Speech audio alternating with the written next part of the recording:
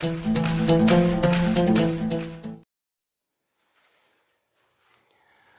हिंद दोस्तों, मेरा नाम है वेदश्री त्रिवेदी और आज हम लोग अपने अकाउंटिंग कन्वेंशंस के सेशन को आगे बढ़ाते हुए इसमें सेकंड लेक्चर देखेंगे, जिसमें हम लोग को लास्ट टू कन्वेंशंस पर बात करनी है। इससे पहले मैंने आपको कन्वेंशन ऑफ कंसिस्टेंसी और कन्वेंशन ऑफ कंजर्वेशन, ये दो परंपराएं मैं आपको बता चुका हूं पिछले वाले वीडियो में। यदि आपने वो वीडियो नहीं देखा है तो उसका लिंक मैंने डिस्क्रिप्शन बॉक्स में दे दिया है, पहले जाकर के आप वो वीडियो देख लीजिएगा। चलिए स्टार्ट करते हैं। आज हम लोग को तीसरे नंबर पर बात करनी है प्रकटीकरण की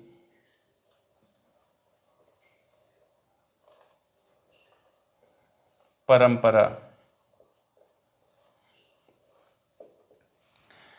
ये परंपरा क्या बताती है? तो ये सिर्फ एक ही चीज़ कहती है, एक ही चीज़ पर जोर दे रही है। वो क्या है? ट्रू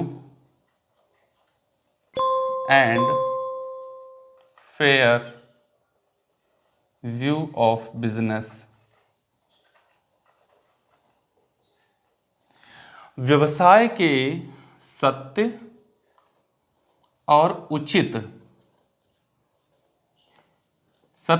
और उचित व्यवहारों पर, इसका कहना है कि व्यवसाय से संबंधित जितने भी व्यवहार हो रहे हैं उनका लेखांकन उचित नियमों के आधार पर और सत्य करना चाहिए। एकदम उसमें मिथ्या वर्णन का प्रयोग नहीं होना चाहिए, कपट का प्रयोग नहीं होना चाहिए, किसी दूसरे पक्षकार को धोखा देने का उद्देश्य नहीं होना चाहिए। ठीक है ना? देखिए होता क्या है भैया, मनुष्य का जो स्वभाव है ये बहुत चंचल होता है और उस चंचलता में एक सबसे बड़ी चीज होती है जिसको कहते हैं स्वार्थ। इस स्वार्थ के वशीभूत होकर के होता क्या है, अपने फायदे के लिए दूसरे लोगों को धोखा देने का प्रयास किया जा सकता है। किया जाएगा ये जरूरी नहीं है, लेकिन किया जा सकता है। अब ये व्यक्ति से व्यक्ति पर निर्भर करेगा कि उसका स्वभाव कैसा है, लेकिन बहुतायत ये पाया जाता है कि स्वार्थ तो सब में पाया जाता है। मौका मिलेगा तो चौका मार देंगे, और ऐसा करेंगे तो जो व्यवसाय से संबंधित पक्षकार हैं आप उनको क्या करेंगे भैया, उनको नुकसान पहुंचाएंगे।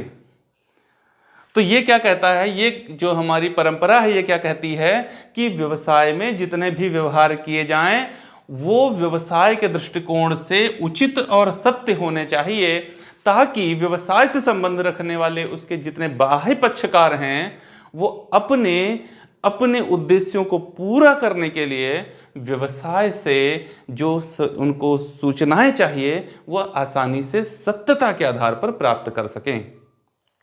ठीक, व्यवसाय से संबंधित पक्षकार कौन कौन से होते हैं? तो व्यवसाय से संबंधित पक्षकार जो है भैया, सबसे पहले कौन सा होता है? व्यवसाय का जो स्वामी है, लेनदार हैं, विनियोजक हैं, ठीक है ना, सरकार है।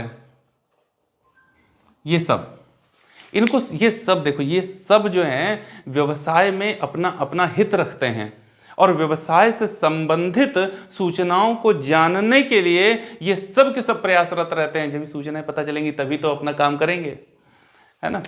व्यवसायी के बारे में पूरी जानकारी करने के बाद में ही उधार में व्यवहार किए जाते हैं। विनियोजक जब किसी कंपनी में इन्वेस्ट करता है तो उससे पहले वो बहुत तगड़ी रिसर्च कर लेता है, कौन सी कंपनी प्रॉफिट में जा रही है, कौन सी कंपनी का फ्यूचर बहुत अच्छा है, तभी वो विनियोग करता है।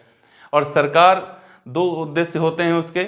सबसे पहला उद्देश्य होता है टैक्स लगाना, प्रॉफिट तुम्हारा कितना है, सही प्रॉफिट कितना है, नेट प्रॉफिट पता चले तो उसके आधार पर टैक्स लगाया जाए और देश की जो जीडीपी है उसका निर्धारण किया जाए।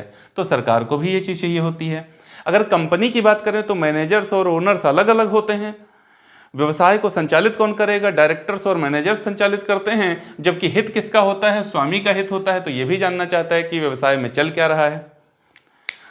तो ये सभी लोग अपने उद्देश्यों की पूर्ति कब कर पाएंगे? जब व्यवसाय में जो लेखांकन है वो उचित और सत्य हुए होंगे। बस ये जो हमारी कन्वेंशन है ये इसी बात पर फोकस कर रही है कि जितने भी व्यवहार किए जा रहे हैं वो सत्य होने चाहिए और उचित होने चाहिए। लेकिन इनको पता है ना, इनको पता है मनुष्य के स्वभाव के बारे में, उसके स्वार्थपरता के बारे में भी पता है। तो इसीलिए सिर्फ इनके ऊपर नहीं छोड़ दिया जाता कि आप क्या करिए, उचित और सत्य लेखांकन करिए। इनको पता है कि अगर इनके ऊपर से कोई प्रेशर नहीं बनाया गया तो फिर ये अपने मन के हिसाब से कार्यों को संचालित करना शुरू करेंगे।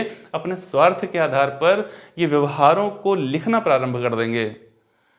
और धोखा देना भी कोई बड़ी बात नहीं है, बड़ी आसानी से धोखा दिया जा सकता है। तब क्या होता है, इसी प्रकटीकरण की परंपरा के आधार पर ऑडिटिंग भी होती है, जिसको ऑडिट कहते हैं, अंकेक्षण। ये सिर्फ कहती नहीं है, जब व्यवहारों को लिख लिया जाता है, उनका एनालिसिस हो जाता है, उसके बाद में उनके प्रेजेंटेशन से पहले क्या किया जाता है, ऑडिट होता है, अंकेक्षण होता है।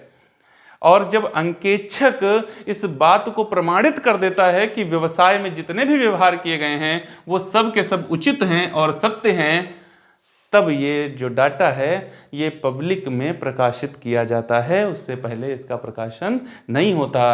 अर्थात प्रकटीकरण की परंपरा आपको क्या बताती है, उम्मीद है ये चीज़ आपको समझ में आ गई होगी कि व्यवसाय में जितने भी लेखांकन किए जा रहे हैं वो उचित होने चाहिए और सत्य होने चाहिए। उम्मीद है आपको ये परंपरा, जो प्रकटीकरण की परंपरा है, ये समझ में आ गई होगी। अब लास्ट पॉइंट पर हम लोग चलते हैं, यथार्थता की परंपरा देखेंगे।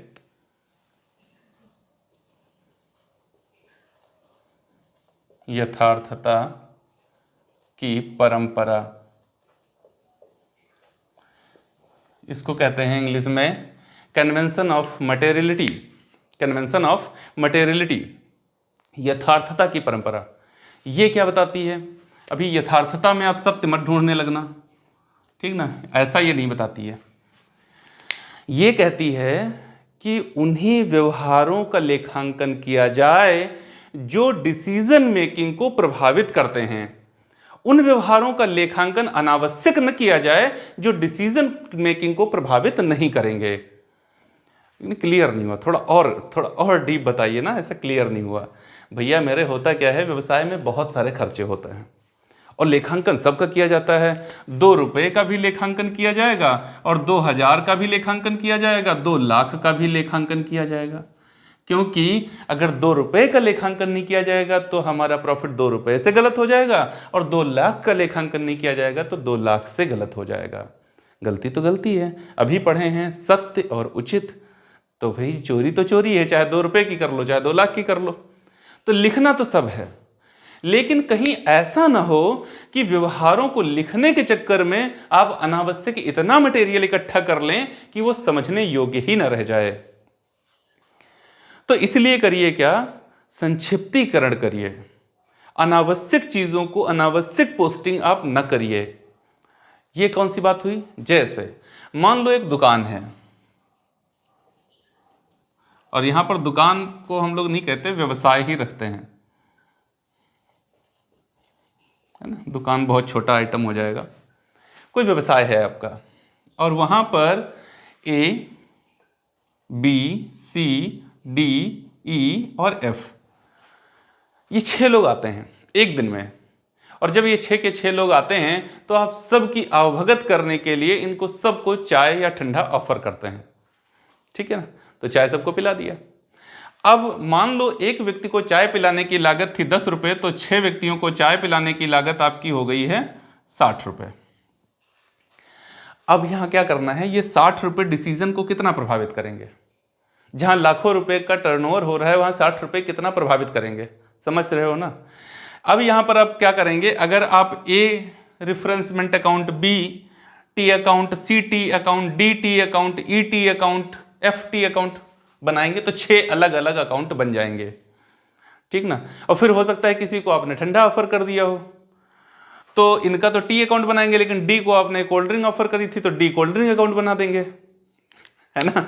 तो ऐसा करने से आपके पास में अकाउंट, नंबर ऑफ अकाउंट्स की संख्या बहुत हो जाएगी, और ये आपके डिसीजन मेकिंग को प्रभावित करने वाले नहीं हैं।